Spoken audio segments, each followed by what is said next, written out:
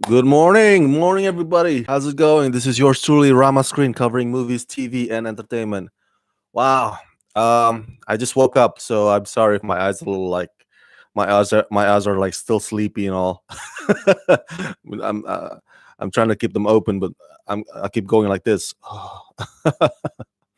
um, Hope you guys had a great sleep last night, unless you guys are in a different time zone, on different places of the earth. So welcome.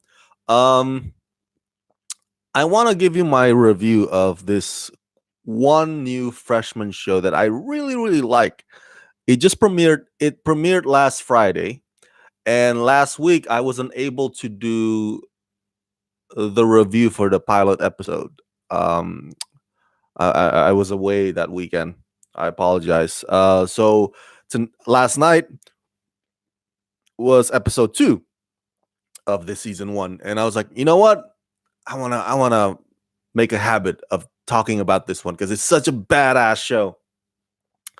And of course, I'm referring to Warrior. Warrior is this new series that's on Cinemax. It's executive produced by director Justin Lin, who gave us Justin Lin. I think he gave us Star Trek Beyond and some of the Fast Furious movies. And also, it's exec produced by Bruce Lee's daughter, Shannon Lee.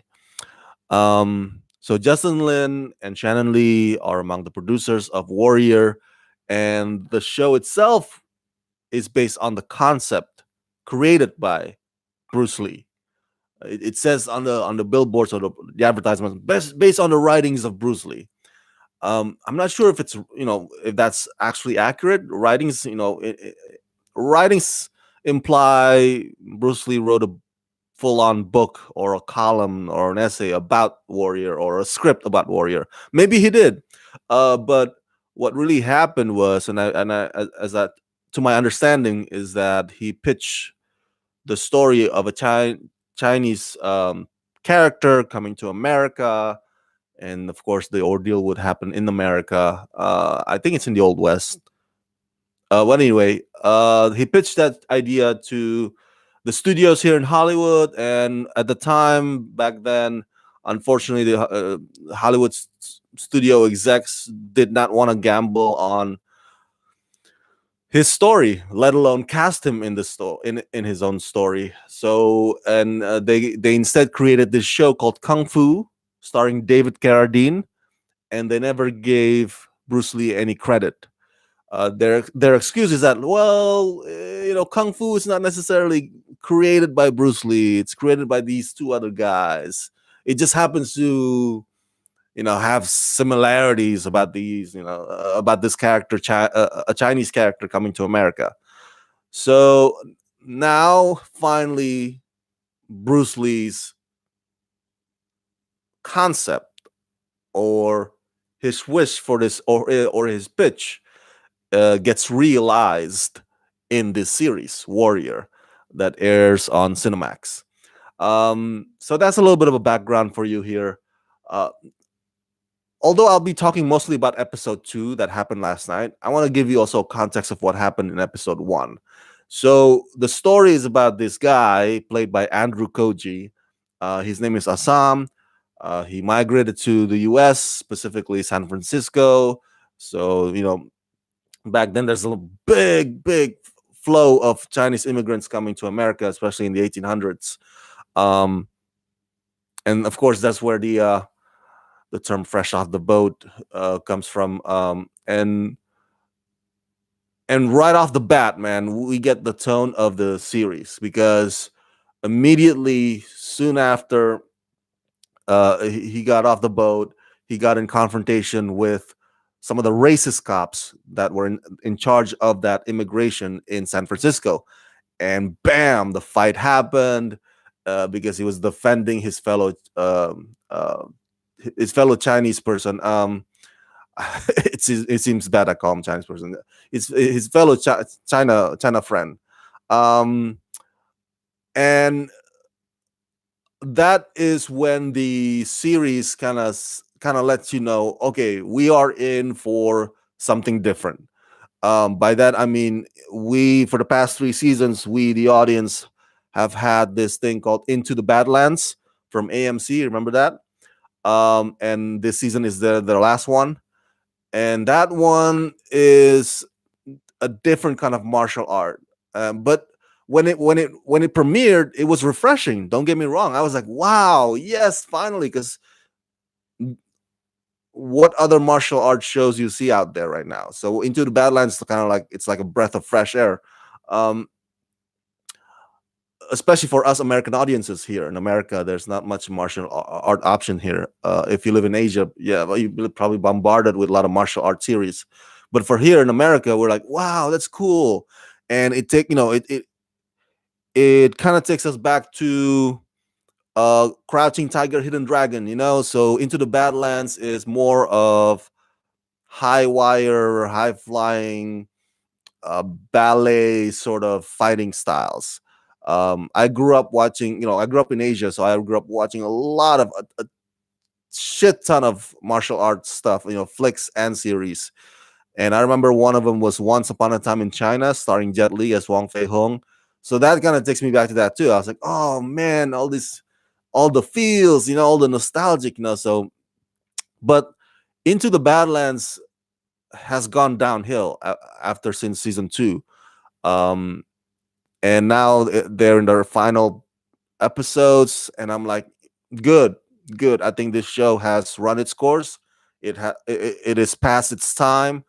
Um, and the way that series, the way the fights were shot in that series, has gotten terrible. In season one was nice. You can see, you can enjoy, you can take it all in. The whole ballerina fight thing as they're flying from one corner to the other, defying gravity. But here in the final episodes, man, they apply that terrible method of stitching together, or editing together like a few shots here and there, instead of just pulling the camera back wide frame and just let the audience see the whole movement. And I hate it when martial art movies or series do that. So Into the Badlands is coming to an end, and Warrior now is in, and this one is a breath of fresh air now. I was like, wow, because right off the bat, when he fights those racist cops at the dock, not only is the fight very well choreographed, but it's also very well shot. Um, you are left in awe of every kick and punch to the head. I was like, bam. And yeah, so this is one's very refreshing. Uh oh, let's see. First Class has a chat here. What's the name of the Chinese rap at the end of Warrior episode 2? Oh, of last night's episode? That is a good question. I apologize. I don't recall. I have to rewatch it again. I only watched it once last night, right after I come back from a heavy traffic in LA. Um, oh, but last night, okay, I'll get to last night's episode soon enough first, okay? So I want to give the context because I wasn't here for episode 1 last week. So in episode 1, the writers basically set up the whole, you know, situations for each of the characters. Okay, so you have the mayor, and the mayor has his own dilemma.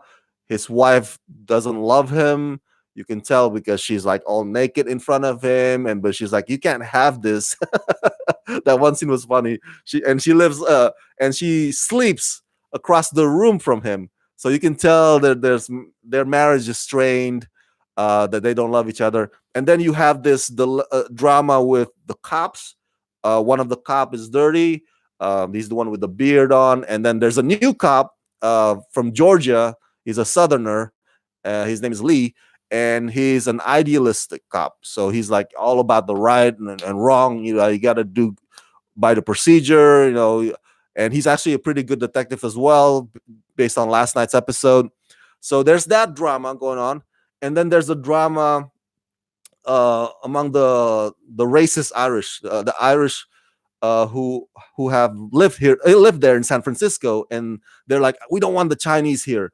So um, that that entity or that group is led by this one guy who is very very very powerful as well, and um, he's trying to help these two guys that murdered a couple of Chinese immigrants in the alley. So he got them out of like sentencing, but at the end of the episode one, those two guys got murdered by one of the Chinese characters. Now that's another drama too. That's a drama that deals with Andrew Koji's character Assam, because Assam finds out that his sister, his sister has become this very powerful ruler in that Chinese town. The Chinese town has a couple of gangs, rival gangs, and Assam happens to work for one of them, and then she is in charge of the other. And so in episode one, basically the writers are just setting things up for you, like, okay, this is the this is the storylines, or these are the storylines that you can expect for us to explore in or throughout this season one. So now let's get to last night's episode. Okay. um Last night, part of it was the aftermath of Assam finding out that his sister, not only is she alive and around, but she not only is she a ruler of one of the gangs, but he also found out about what happened to her when he was not there. And she said, I was raped, I was this, I was this, I was beaten. Where were you, brother? And so I had to claw myself up to power. And now I'm here, I'm comfortable. And the brother's like, no, I'm here to take you back. I'm taking you home. No, no, this is my home now. This is my home. You weren't there when I was like suffering. So that, you can tell, that puts a burden or like guilt, or I don't know, anger and anguish in Assam. And I can relate. I have a brother. I mean, I'm a big brother to two little sisters. If I disappoint them in any way, I would be pissed at myself too. So there's that aftermath. But what I enjoy about last night's episode is the revelation that uh, Jason Tobin's character, I forgot his name, Jason Tobin's character, Young Jun, he is the son of the head mafia or the head gang, uh, that the one that Assam works for. So in the beginning of the episode, I thought that young Jun is just this brat, spoiled brat, right? It's like, my daddy's powerful. I'm going around town collecting fees from these stores. I thought he was just all about that, and that's it. But no, the brother can fight. That brother knows how to fight too. Maybe not to the the level that Assam is, but man, Young Jun can really fight. And so what happens is that Young Jun, Assam, and this other guy that that hates Assam. So the three of them attack the opium delivery of the other gang, and man, is it brutal. Now that's another thing too, because this show is on Cinemax, right? Cinemax is part of HBO. That f bombs are dropped, curses are allowed, and the violence is much more graphic than what AMC would allow with Into the Badlands. So the fight choreography, the fighting styles are grounded. There's no flying, there's no high wiring around, and the fights are violent, are graphic and brutal. And that's like, so it's double the fun. In Into the Badlands, they have restrictions. They have to hold back a little bit. You can tell because it's basic cable, and that's why once you see Warrior, not to kind of poo-poo on Into the Badlands, but once you see Warrior episodes, you'll be like, "What Into the Badlands?" It's like, oh, there's such a show called Into the Badlands, because you'll be hooked on Warrior. I promise you that. So the episode starts out with that, and the drama on last night is it deals with Mai Ling, Assam's sister, trying to figure out like, okay, so um, we got to deal with this. And also the other drama is Assam trying to help the mayor's wife, but catches himself in a fight against two racist Irish who like were shouting at the mayor's wife's Chinese assistant, and that's where the title of the episode comes from. The title of the episode last night is "There's No China in the Bible" because they were shouting that at the mayor's wife's Chinese assistant. So and that leads to Assam getting thrown into prison or jail, I should say, by the cop that was corrupt. Now remember the cop from Georgia is not corrupt. The cop from Georgia is an idealist. He's like all about the, let's do it by the books. Let's investigate, you know, right and wrong. We got to know which one's right and wrong. Whereas the cop that's corrupt, the one with the beard, um, he's bought off. He's bought off by the head of the racist Irish gang in San Francisco. So in the corrupt cop's mind, there's nothing good that can come out of the Chinese gangs. There's no such thing as a decent person among these Chinese immigrants. They're one of these days, soon enough, they're gonna start trouble anyway. So if I throw one of them in jail for whatever reason, he's guilty. He's already guilty just because he's Chinese. So he you can tell that because in episode 1 it's revealed that he doesn't want to be there. He is so bitter about being assigned this Chinatown squad. It's like, I don't want to be assigned this. I want to get out of this area. So that deepens his hatred even more, his bigotry even more, because he hates being there. And so that's his motivation. Now I have a few thoughts about that, but let's go through again the context here last night. I want to also point out that last night, episode 2, it has okay. So I'm Indonesian, right? I'm Indonesian, and one of my idols, because I look up to people like Iko Uwais, the star of the raid, but also the co-star of the raid, Joe Taslim. Joe Taslim is in this series. Joe Taslim plays the character named um, Lee Young, and my God, he had so many scenes last night. I thought he was just gonna be like a recurring role, but no, he's a series regular. That's fantastic. So I tweeted last night. I was like, "Oh my God, Joe Taslim has more scenes tonight in tonight's episode." And Joe Taslim retweeted, and then he said, "Thanks, man. Thanks for the support. Thanks for watching the show." I was like, "Oh my God, Joe Taslim retweeted my stuff." So Lee Young um, has a secret relationship with Mai Ling, and there's a sex scene of them together. And Leon is also a badass fighter. And one of the scenes is that Leon kills the cop that is supposed to be on duty in that area where his people get murdered by the other gang, a rival gang. So and it's awesome. It's awesome seeing Joe Taslim gets this role. And they actually shoot this series in South Africa, Cape Town, South Africa. Believe it or not, I thought they shot this in Vancouver, because a lot of series would have their production there in Canada. But man, they went all the way to Cape Town, bro. The retweet from Joe Taslim, I noticed the location says Cape Town, South Africa. I was like, whoa! so so they're still shooting there. I don't know if it's for the to finish the season or maybe to prep for the next season. We don't know, but it's awesome. It's awesome to see Joe Taslim get this wonderful, wonderful role. And he is Indonesian. He's Indonesian like me, and he is Indonesian of Chinese descent. So that's how he fits into this the show.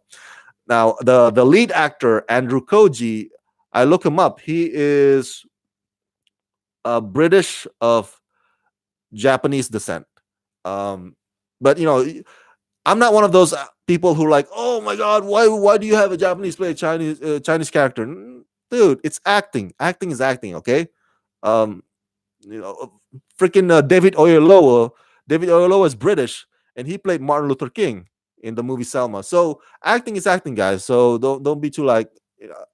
I know a lot of people out there is like, oh, you cast a straight man playing a gay guy. How dare you? It's like, dude, calm down, social justice warrior. It's acting. It's just cinema. It's a show. Um, it all comes down to whether you can look the part and whether you can pull off the part, whether you have what it takes to pull off the part. So yeah, that's a little bit about Andrew Koji. Okay, so let's talk about episode 2 last night. Now that I've given you the context of this show in its entirety, I have a few notes here. I have a few notes. Um, it's the story to me feels like The Wire. Do you remember The Wire? That's an HBO show that's one of the greatest television dramas of all time. Many highly regarded as so. Because The Wire is more, I remember The Wire is more than just about the investigation. It's more than just about tapping or listening to the drug dealers and how they do their business in Baltimore, but also with regards to it, it has more to it. It has um, the corruption in the city hall. You see the bureaucracy in the police department. All the red tapes. Um, yeah, there are a lot of cogs in that machine. So that's what Warrior reminds me of, and I'm glad that they set up the show in that manner. That it's not just about the tongue wars. Bruce Lee's writing or Bruce Lee's concept was mainly based on, I think, the tongue wars. Yeah, in the late 1800s till the early 1900s, where there's this violent war between facets of Chinese immigrant gangs, not just in San Francisco but in other cities as well. Um, but the show is more than just that. Yeah, the show implies that there's an impending war coming, um, but it also deals with the corruption in the police department. It deals with the corruption in the city hall with the mayor, and they all connect to each other, just like The Wire. And I like that. I like that. It gives a meaty, a substantive, meaty drama. Um, so that's one of the things I like about the show. Another thing that's really poignant about the show is the prejudice, bigotry, racism aspect of it.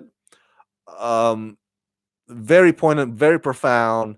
Obviously, it reminds you that the history of our country in America here, unfortunately, is painted by such behavior or attitude, bigotry, racism, and prejudice over the years. Like back then, there's this bigotry towards the Chinese immigrants. Um, and in the 60s, or yeah, even then too, there's a racism against the black folks, still today too. And now today, even more so, is the bigotry against Mexican immigrants and Muslims who are Muslims who are American citizens. So xenophobia as well. Um, so it's like this part of our history that's just so ugly and repulsive, and I'm glad that the show tackles it, and the show doesn't shy away from that. It's like, hey, this is exactly what happened, man, to the immigrants. And you know what's fascinating about that is that the Irish folks who are supposedly in charge of San Francisco at the time, they themselves were once immigrants. Irish immigrants came to America, man. um, I believe one of the reasons was a famine in Ireland. So and so they came and they're like, you know what? We're gonna put our flag here, and now this is ours. So all the Chinese immigrants that come in, they are the others, and we're gonna hate on them. I was like, dude, you yourselves are immigrants. It's like so it, it really resonates with our time. That aspect of the show where a lot of the people today kind of forget that they themselves are descendants of immigrants. Unless you're Native Americans, we're all immigrants here. So it's very poignant the way the show tackles it. This whole friction between the Irish and the Chinese in San Francisco during or leading up to the Tong Wars. Um, the I don't know if this is gonna be one of those shows where I don't know if this is gonna be one of those martial arts shows where you have a drama, right? You have one thread of storyline or a compilation of different storylines as one thread, and then you have two or three fights in each episode. Um, I don't know. I don't know if you can see that pattern. We only have two episodes so far, but from judging from episode one and episode two, I think the number of fights that happen in each episode um, are pretty well balanced. Um, it's not like the Incredible Hulk series where you can tell there's a pattern like, oh, David Banner's going to turn into a Hulk twice in each episode, in the beginning and in the last. So we can't really tell right now. Oh, Warrior average has three fight scenes in each episode. I don't know if there's such a objective of like that on the filmmaker's part. I don't know. Um, but I think if they don't go follow that pattern, we might see some episode or subsequent episodes where it's just gonna full on. It's just gonna be full on dialogues and drama and probably just like a one just slight one action sequence, and I wouldn't mind that. I wouldn't mind that at all. But for the fight scenes that we did have so far in episode one and two, they are fantastic. They are so well done. Last night's episode, um, the mayor's wife, who's Caucasian, obviously, uh, she has empathy for Assam because Assam gets thrown in jail, wrongfully accused, by the corrupt cop, and and on the other end of that, we see the good cop from Georgia, Lee, is trying to like, hey, this is not right. We don't have protocol. We don't have translator here, and like, and then the corrupt cop is like, hey, just call him John Chinaman. Um, so what I'm trying to say is that the writers of the show says, hey, there are good guys, among the whites. There are good guys among the Chinese. There are bad guys among the whites, and there are bad guys among the Chinese. So it's never as simple as black and white, um, and that's a good thing. So we'll see how influential the mayor's wife is in Assam's fate, because right now he's still in jail, and the gang that he works for doesn't want to bust him out. As a matter of fact, the head mafia says like, hey, this is a good thing. We're taking the heat off because now we can pin the murders of those two Irishmen on him. I was like, holy crap, that is. See, this is the thing. When you work for a gang or a mafia, they expect you to put your loyalty to them, or yeah, you give your loyalty to me, like the head mafia, you give it to me, but I don't necessarily give my loyalty back to you. If I want to throw you under the bus, for my convenience, I'll do that in a heartbeat. So that's the thing, and I really really fascinating. But you can tell that Young June, played by Jason Tobin, has some affinity for Assam. So we'll see whether or not Young Jun would try to bust Assam out, or maybe the mayor's wife will do it first. But we'll see. The mayor is played by Christian McCain, one of the most underrated actors around. He plays Orson Welles as in one of the movies in the past. Man, he's so good, man. He's so good as this politician who is just so snake tongue. And we find out last night that he has this business dealing with this man who is the father of his wife. So that's why his marriage with his wife is strained. There's no love there because it was just kind of like a part of a business dealing that he has with his wife's dad. Oh my god, I was like, oh, that makes sense now. And so I love it. I love it. Overall, I don't want to reveal too many details because I want you guys to watch it for yourselves. And again, last night has so many scenes featuring Joe Taslim, and he's fantastic. He's fantastic. Um, a lot of brutal violence, uh, some graphic scenes. Um, they're not afraid to go full on naked, just like Game of Thrones. Lovely, lovely, lovely stuff. I feel like even though when Game of Thrones premieres tomorrow with their final season, you know that they're gonna take over the conversation for the next 6 episodes that they have. Obviously, everybody and their grandma is gonna be talking about Game of Thrones. But I hope that you guys would give Warrior on Friday nights a chance.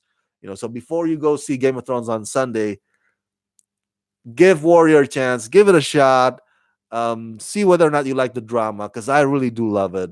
Um, and even if you don't like the drama aspect of it, the fight scenes, the action is so cool and hardcore, and it doesn't hold back its punches. And I can't wait. I can't wait to watch next week's episode. I wish Cinemax would just drop the whole 9 episodes in a batch, like so we can binge watch them. But of course, Cinemax doesn't do that. So yeah, guys, that's my long ranting about episode 1 and episode 2 of Cinemax Warrior series. One, this is my newest favorite freshman show now.